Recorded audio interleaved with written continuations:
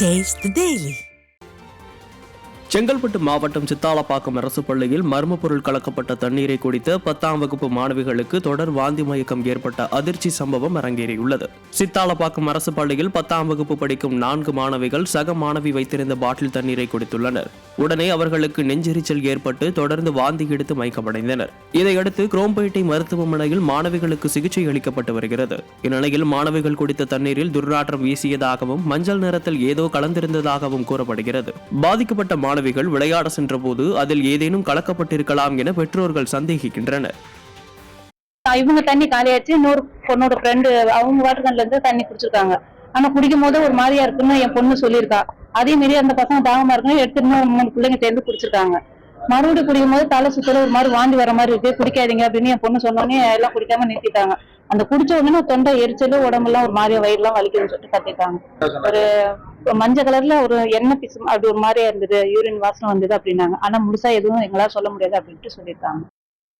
திருவாரூர் மாவட்ட நேரடி நெல் கொள்முதல் நிலையங்களில் உடனடியாக நெல்லை கொள்முதல் செய்ய வேண்டும் என விவசாயிகள் வலியுறுத்தியுள்ளனர். திருவாரூர் மாவட்டத்தில் சம்பா அறுவடை பணிகள் 40% நிறைவடைந்துள்ள நிலையில் நெல்லை கொள்முதல் செய்யாமல் அரசு அதிகாரிகள் விவசாயிகளை அலைக்கழித்து வருவதாக கூறப்படுகிறது.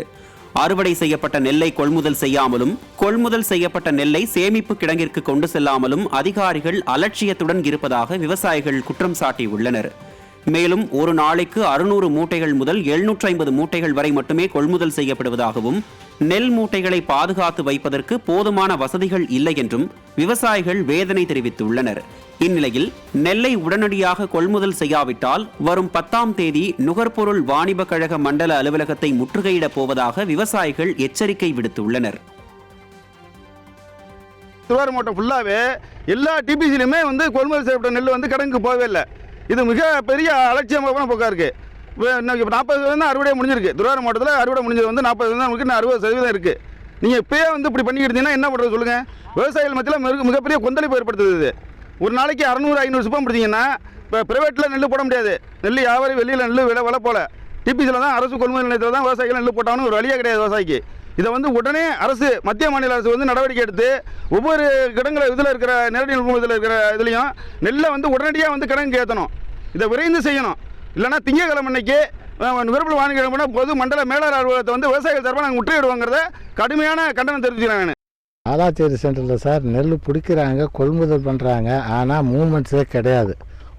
ஒரு வாரமாக நான் இங்கே உட்காந்துருக்கேன். இன்றைக்கி ஒரே ஒரு லாரி தான் வந்திருக்கு. வேறு எந்த விதமான இதுவும் கிடையாது.